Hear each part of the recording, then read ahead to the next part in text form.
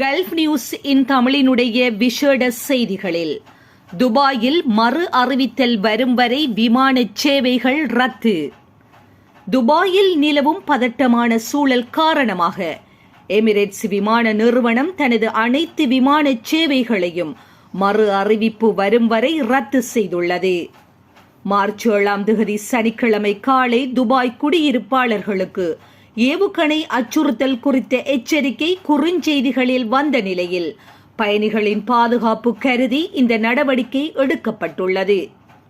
மேலும் பிப்ரவரி 28 முதல் மார்ச் 31 வரை முன்பதிவு செய்த பயணிகள் ஏப்ரல் 30 பயணத்தை மாற்றிக்கொள்ளலாம் அல்லது கட்டணத்தை திரும்ப பெறலாம் என்றும் எமிரேட்ஸ் விமான நிறுவனம் தெரிவித்துள்ளது.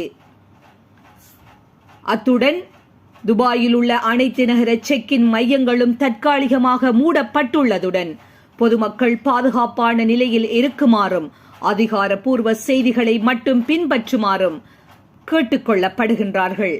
இது தொடர்பான மேலதிக செய்திகளை உடனுக்குடன் துல்லியமாக நீங்கள் அறிந்து கொள்ள கல்ஃப் நியூஸின் தமிழினை சப்ஸ்கிரைப் செய்வதினூடாக அறிந்து கொள்ள